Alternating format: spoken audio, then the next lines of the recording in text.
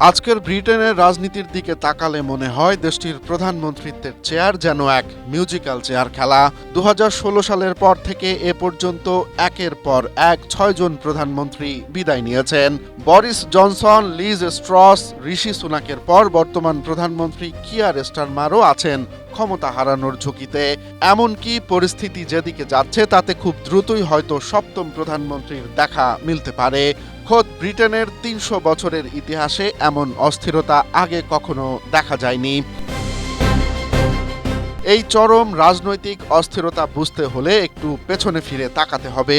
১৯৪৬ থেকে ১৯৫৮ সাল পর্যন্ত ফ্রান্সের চতুর্থ প্রজাতন্ত্রেরও ঠিক একই অবস্থা হয়েছিল। সেখানে কোনো প্রধানমন্ত্রী দায়িত্ব নিতে না নিতেই বিদায় ঘণ্টা বেজে উঠত। স্ট্রবেরি সুপার ডটেড ও ক্লাসিক ভ্যারিয়েন্টে সেনসেশন জাগুক শিহরণ। আজকের ব্রিটেনের দশা হয়েছে ঠিক তেমনই। বিশ্লেষকদের মতে বারবার সরকার প্রধান বদলের এই হিড়িক কোনো কাকতালীয় বিষয় নয়, বরং এর পেছনে রয়েছে গভীর রাজনৈতিক সংকট। বারবার প্রধানমন্ত্রী বদলালে দেশের ঠিক কি ক্ষতি হয়? সবচেয়ে বড় ধাক্কাটা আসে দেশের নীতি নির্ধারণ ও অর্থনীতিতে। একজন নতুন প্রধানমন্ত্রী আসা মানেই পুরো মন্ত্রিসভায় ওলটপালট হওয়া।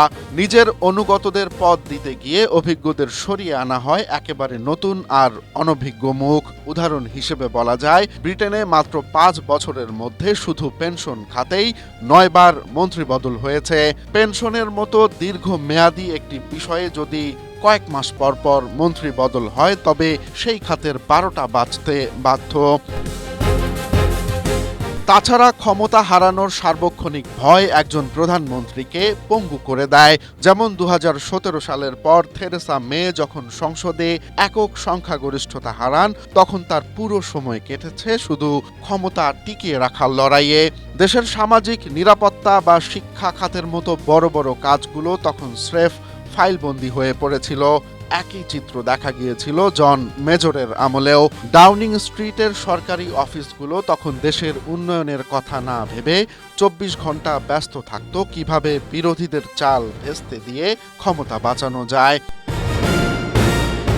লবিং আর দলীয় অতি উৎসাহী কর্মীরা আজকাল সস্তা জনপ্রিয়তার জন্য আমূল পরিবর্তনের বুলি আওড়ান। কিন্তু বাস্তবতা হলো রাতারাতি কোনো জাদু মন্ত্রে দেশের ভালো করা যায় না। একটি কার্যকর সংস্কার করতে হলে ঠান্ডা মাথায় সময় নিয়ে কাজ করতে হয়।